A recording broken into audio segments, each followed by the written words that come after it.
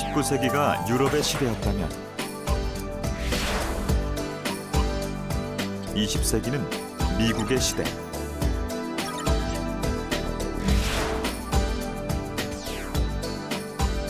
그리고 21세기 아시아의 시대가 왔다.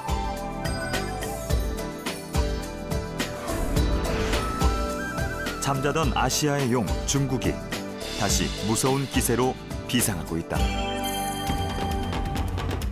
세계 경제의 패권을 노리며 정상을 바라보는 중국. 그리고 세계는 중국과의 새로운 파트너십을 찾고 있다. 30년 전 빈곤의 함정을 벗어나기 위해 자본주의를 받아들인 중국. 중동 국가의 함정에 빠져서 이 정도에서 멈추어야 하는 관건적인 시기로 본다. 거침없는 성장과 예기치 못한 함정. 중국은 지금 갈림길에 서 있다.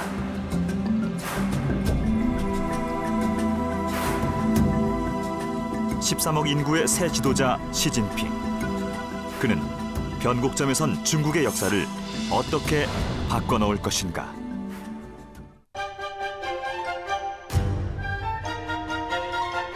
중국은 중화라는 거대한 자부심으로 국가를 운영해왔다. 개혁 개방을 주도한 덩샤오핑은 도광양회를 기치로 은밀히 힘을 길렀고, 장점이는 책임지는 자세를 보이겠다는 위용을 보여줬다. 이후 후진타오는 평화적인 방법으로 우뚝 서겠다고 했고, 그리고 중국의 새 지도자는 대국이라는 말로 강한 자신감을 내비쳤다. 5세대 지도자인 시진핑은 당 총서기직은 물론 인민해방군을 지휘하는 당 중앙군사위 주석직까지 동시에 승계받았다.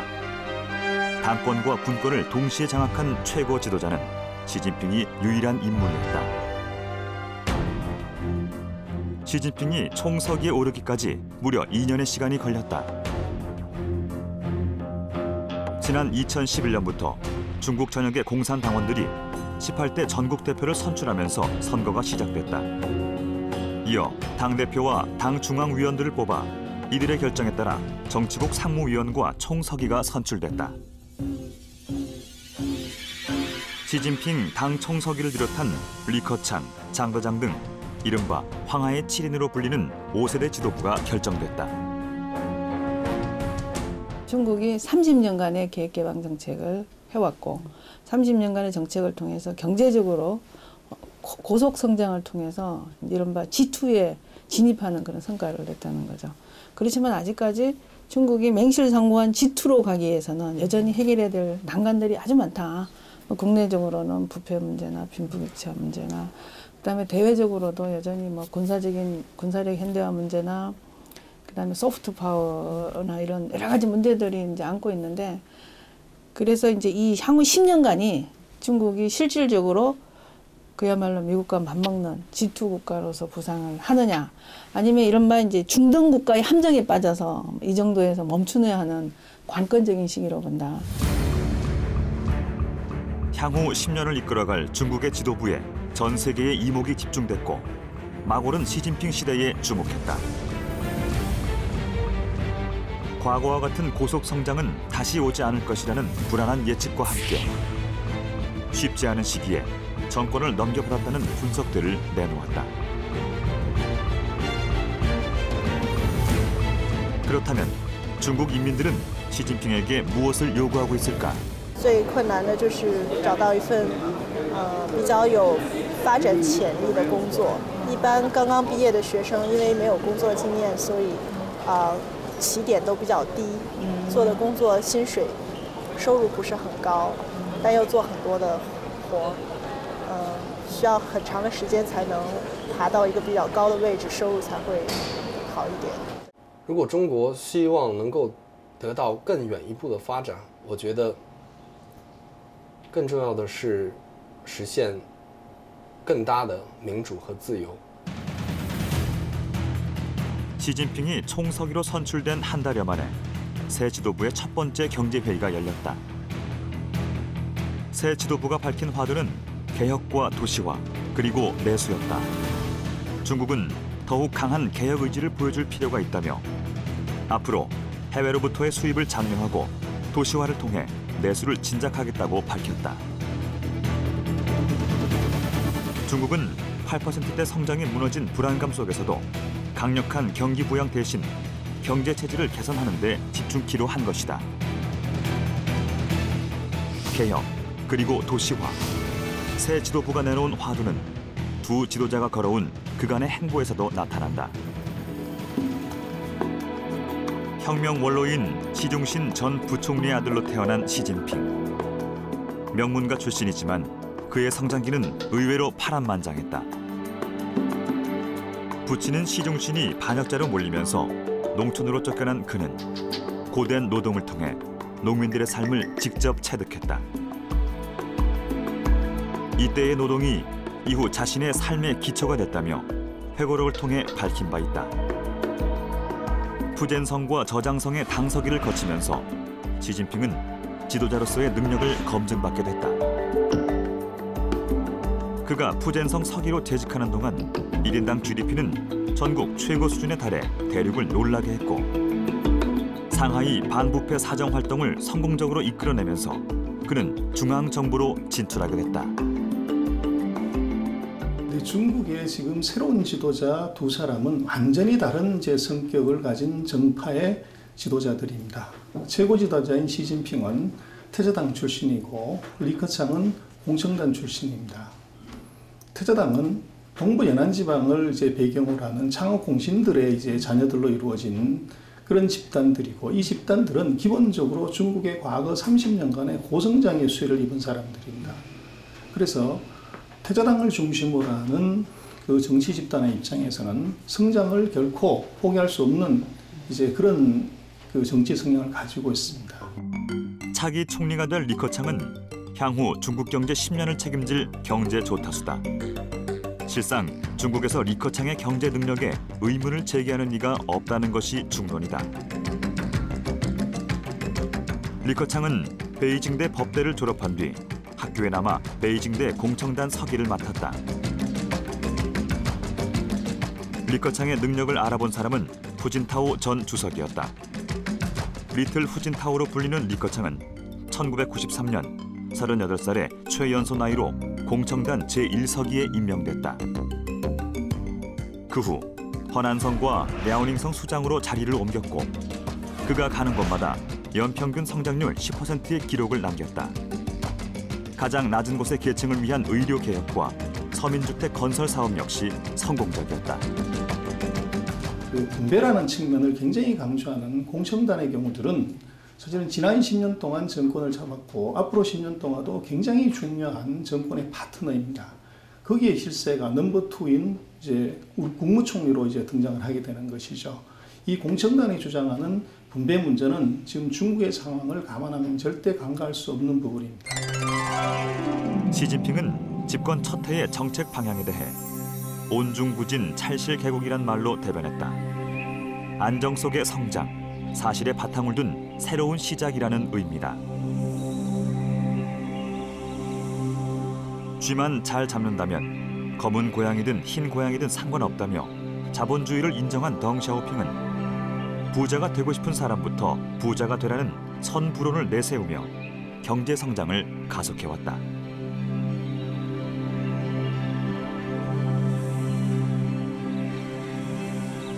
이후 10%대 경제 성장을 지속적으로 추진해오던 중국은 2008년부터 중국 정부가 지향해온 마지노선인 8% 성장이 무너졌고 지난해 7.8%의 성장률을 기록했다. 그러나 중국은 여전히 기침 한 번에 전 세계를 긴장케 하는 영향력을 가지고 있다는 것이 사실. 많은 전문가들은 중국이 앞으로 이르면 수년에서 늦어도 20년 안에는 미국을 제치고 세계 최대 경제 강국에 오를 것으로 내다보고 있다. 산업혁명 이후 300여 년간 지속됐던 서구의 세계 경제 지배권이 중국으로 넘어오는 역사적 순간은 과연 올 것인가?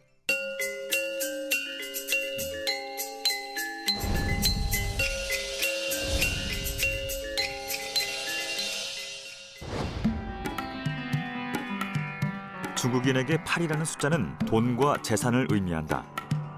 숫자 8에 대한 중국인들의 호감은 연간 8%의 경제 성장률을 유지한다는 이른바 바오바 정책과도 통하고 있다.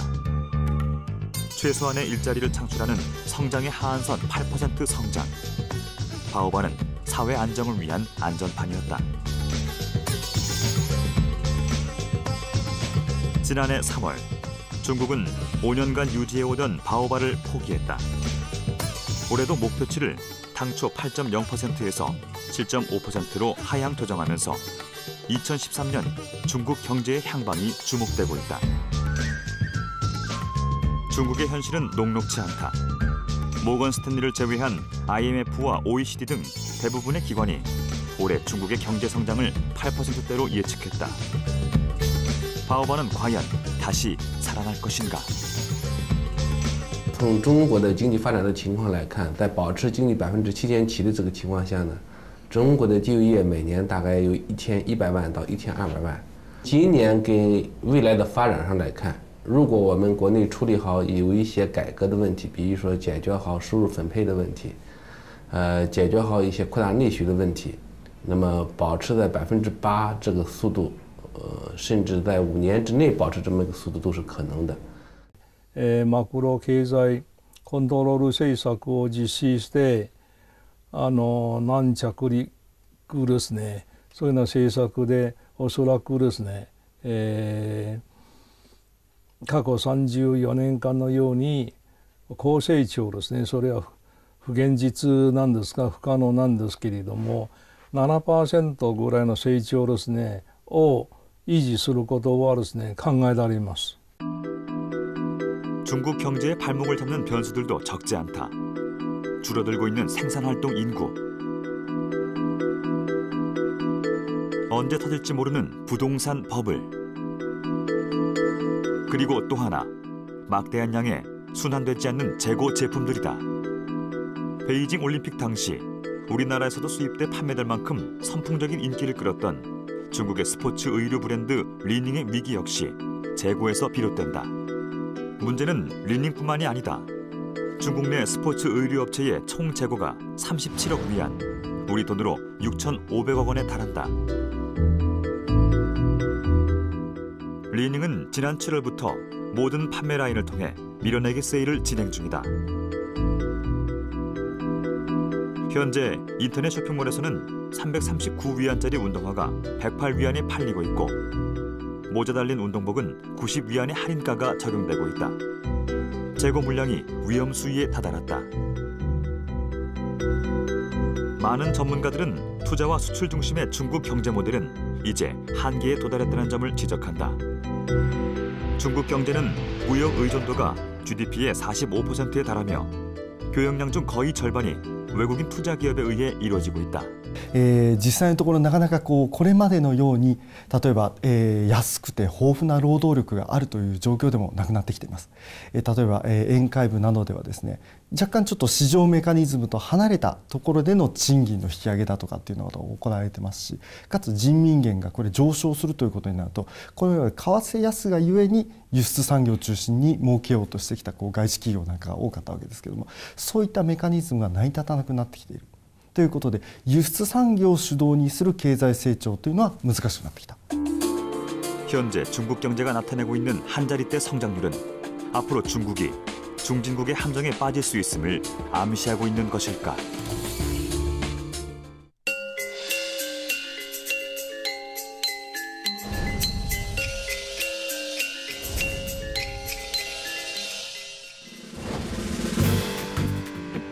지난 4월 모건 스탠리 투자 운영의 신흥시장 책임자인 루치르 샤르마가 중국이 중진국의 함정에 직면하고 있다고 주장해 논란에 휩싸였다.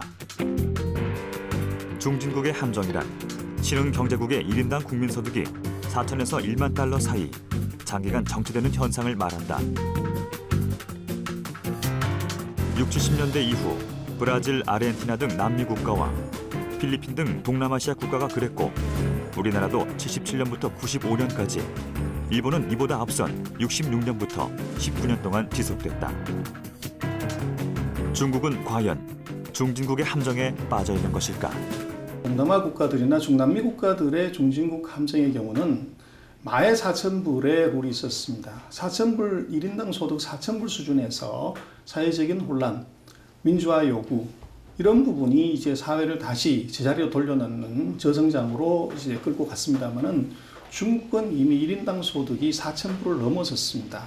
그래서 5,400불을 넘어갔기 때문에 마의 4,000불은 이미 넘어간 것이고요. 중국이 지금 사회적인 격차 문제로 인해서 사회적인 갈등이 상당히 심화되고 있습니다. 개혁 부분들이 미세 조정이 실패했을 경우에 사회적인 격차 문제로 인해서 봉기가 상당히 크게 일어날 것으로 보여지는데요. 작년만 하더라도 60만 건 이상의 사회적인 불만이 스트라이크 건수로 일어났기 때문에 이론적인 그 측면에서 보면 중국은 지금 중진국 함정에 빠져들고 있고요. 또한 앞으로 성장이 점점 둔화되는 이런 모습으로 비춰지지 않을까 보여집니다. 매년 20%에 달하는 임금 인상과 심각한 환경 문제, 부동산 가격 급등, 그리고 시민들이 나타내는 분노가 그 근거다.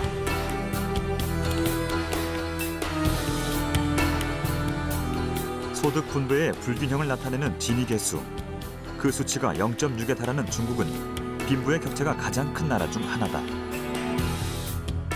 ジニ係数とよく使いますけれども、それが 0.4 っていうのを超えると、社会のその不安っていうのがこうどんどん外に出て顕在化してくるっていうふうなことを言われていてですね、いろんなその測り方はあるんですけれども、その中国のジニ係数というのを 0.4 もはるかに超えている状況っていうのがしばらく続いていると。 이미 폭동을 일으킬 수준에 달했다는 중국의 지니 계수. 현재 중국의 양극화는 세 가지 형태로 분석되는데 도시와 농촌, 동부와 서부, 그리고 빈부 계층 간의 격차가 확연한 차이를 나타내고 있다. 지역별 평균 임금을 비교해볼 때 동북부 텐진이 8만 5천 위안으로 나타난 반면 남서부 꾸이저우는 1만 6천 위안으로 텐진의 5분의 1 수준이다. 지난 85년 1.8배 차이를 나타냈던 도시와 농촌의 소득 격차 역시 3배 이상 벌어졌다. 노동자와 농민의 혁명으로 세워진 중국은 한때 타도의 대상이었던 자본가와 그들을 선망의 대상으로 여기는 인민들로 나눠진다. 지난 1988년 7배 수준이었던 상위 10%와 하위 10%의 소득 격차는 20여 년 만에 23배를 넘어섰다. 2004년 7,400여 건에 그치던 시위 건수는 2010년 2배 이상 늘어 18만여 건에 이르렀다. 도시와 농촌, 한 번 정해진 호적은 바꿀 수 없는 중국 특유의 호적 제도는 개혁 개방 이후 농민공을 올가매는 족쇄였다. 중국의 산업화와 맞물려 수많은 농민들이 도시 지역으로 이동하면서 발생한 특수계층 농민공. 그 어떤 사회 보장을 받을 수 없는 농민공은 전체 도시민의 39%까지 늘어났다. 공사장의 작부, 식당 청소부 등 도시민들이 꺼려하는 일을 맡은 이들의 임금은 최저 생계비에도 미치지 못한다. 농민공도 도시민과 같은 혜택을 누릴 수 있다는 이 한 장의 사진. 아무것도 누릴 수 없는 이들의 현실을 담고 있다. 기본적으로 사회주의 국가 중국은 92년 시장경제를 도입하기 전까지 국가가 모든 것을 책임지는 시스템이었습니다. 그래서 GDP 성장률은 10%대였지만 국가가 걷어가는 세금의 증가율은 20%에서 30% 정도로 늘어났습니다. 소득 증가에 비해서 2~3배 정도 세금을 많이 걷은 것이죠. 그렇지만 시장경제가 도입되고 난 이후에 이제는 사회복지에 관한 문제나 개인의 이제 의료라든지 교육 문제가 집이라든지 이런 문제가 개인의 소관으로 넘어갔음에도 불구하고 최근 10년간을 놓고 보면 중국의 재정 수입 증가율은 여전히 20%를 초과를 했습니다. 그래서 결과적으로 소득 증가보다도 2배나 많은 세금을 걷어갔기 때문에 중국의 정부는 전 세계에서 가장 부자 정부가 될 수밖에 없었던 것이죠. 외환 보유고 세계 1위, 세계 2위의 경제력에도 불구하고 중국 인민이 가난한 이유는 바로 국영기업에 있다. 중국의 국영기업은 시가총액 기준으로 전체의 74%에 달하고 자산 구조로는 84%가 국가 소유다. 중국의 진정한 분배 문제는 14조 원을 가진 부자와 한 끼 국수값도 벌지 못하는 사람 간의 소득 재분배가 아니라 국가와 민간 사이에서 이루어져야 한다는 것이 전문가들의 지적이다.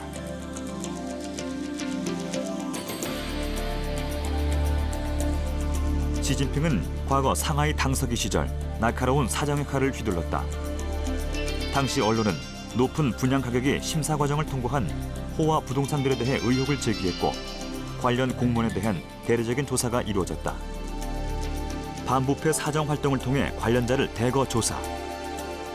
이것은 시진핑이 중앙정부로 진출하는 결정적인 계기가 됐다.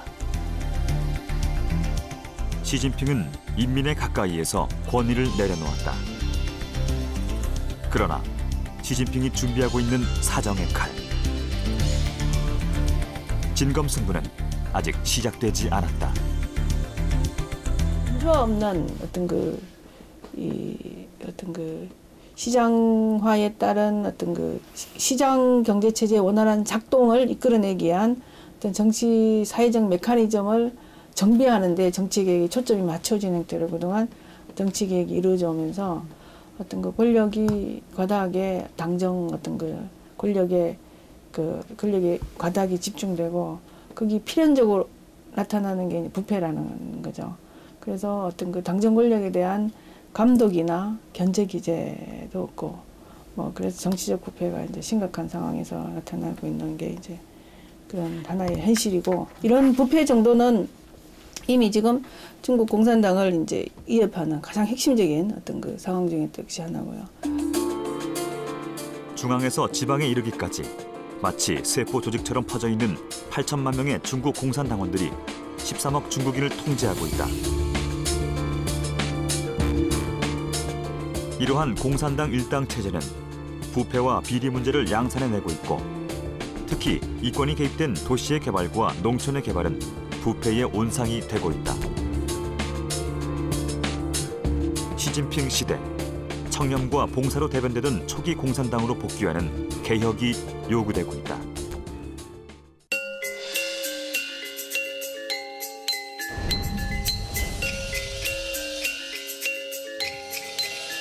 중국이 도시화를 성공시키기 위해서는 가장 우선적으로 해야 될 부분들이 체제 구조적인 모순을 해결해야 됩니다.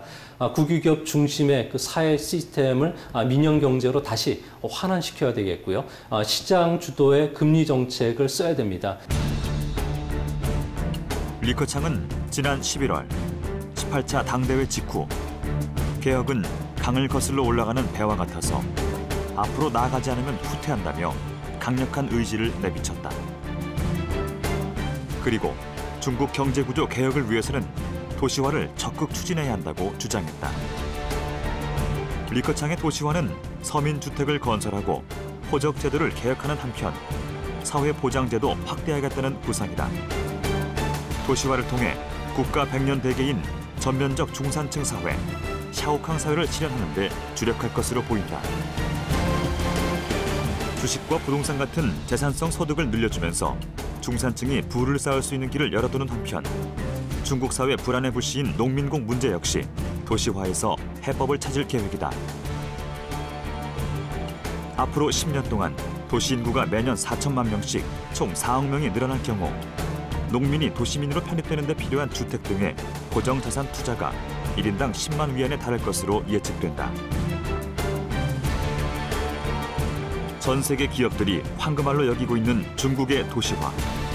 더불어 도시화는 13억의 소비 시장으로 연결하는 성장의 도미노가 될 수 있을까?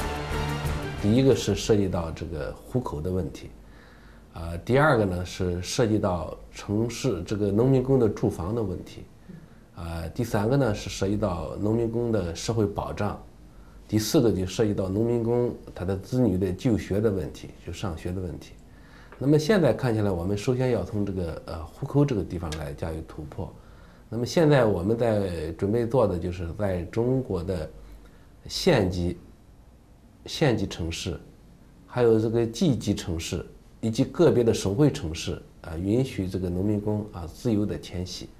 但是可能由于在中国还有一些大的城市，特别大的城市，像北京、上海，人口太多了，那么可能还有必要的限制啊，有一些准入制度。那么在这个剩下的一些城市呢，就是我们基本上可能就给他把这个户口制度就给他放开了。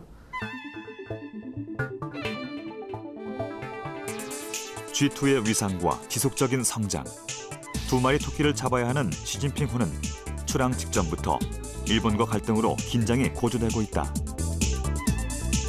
최근 시진핑 총서기는 핵심 이익이라는 말로 대변하며 국가 주권이 걸려있는 영토 분쟁 등에 대해서는 한치도 물러나지 않겠다는 뜻을 밝혔다. 일본 역시 군사적 대응까지 불사하고 있는 상황. 현대판 청일 전쟁으로 불리는 중국과 일본은 심각한 갈등 상황에 놓여 있다. 中国国内にもすでにやはり数多くの日系企業が進出しています。でここで実はですね、もう3万人以上の雇用が生まれている状態ですので、もしこの関係悪化が長期化することによってこの工場が縮小する、もしくは撤退するなどというふうなことになると、実は中国国内の雇用、ひいては中国がですね、一生懸命今後投資から消費へというような形でですね、経済成長のですね、軸足をシフトさせようとしている流れにも実は水を差すというような可能性が出てくると考えています。 새로운 G2 시대의 개막을 알리는 2013년. 오바마의 재선 성공과 중국 시진핑 체제 출범은 새로운 국제 질서가 마련될 가능성이 크다. 오바마는 재선 이후 첫 순방지를 동남아 3국을 선택하며 아시아로 눈을 돌리고 있다. 시진핑의 중국은 미국을 따라잡고 세계의 패권을 노리고 있다. 우리는 이들의 예고된 갈등을 어떻게 준비해야 할 것인가? 한 나라는 7%의 성장을 하고 있고요. 한 나라는 7%의 실업률이 있는 나라입니다. 한 나라는 빚을 더 늘리느라고 정부와 이제 국회가 티격태격하고 있는 나라고요. 한 나라는 오히려 정부가 재정 지출을 더 하려고 이제 하고 있는 나라입니다. 그래서 어느 쪽이 기회가 있느냐 하는 그것은 명약관화하고요. 그래서 두 나라 간의 그 관계들은 점점 이제 점입가경입니다. 그래서 과거에는 결코 따라올 수 없는 2인자라고 생각했던 중국이 이제 미국의 화합까지 이제 쫓아오는 그런 상황이 벌어졌고, 지금 미국의 경기 회복은 한국의 금융시장에서는 엄청난 호재로 작용할 수가 있습니다. 그리고 또 하나는 중국의 실물 경기의 회복은 한국의 제조업에는 또 다른 기회일 수 있습니다. 지금 중국의 인민들은 시진핑의 이름에 큰 기대를 갖는다. 씻어낸다는 뜻의 시, 그리고 모든 빈곤을 뜻하는 진핑. 13세기 전 세계를 제패했던 중국. 그리고 2013년 중국은 과거 수천 년의 역사와 60년 신중국의 역사보다 더 큰 변곡점에 와 있다. 시진핑이 이끌어갈 향후 10년은 중국이 미국을 꺾고 세계 최고의 경제 대국이 되느냐, 그렇지 않으면 G2의 자리마저 내어주고 개도국으로 주저앉고 마느냐를 결정하게 될 것이다. 중국의 새 지도자 시진핑, 그간에 세운 소통과 화합, 포용과 결단의 리더십에 지금 세계가 주목하고 있다.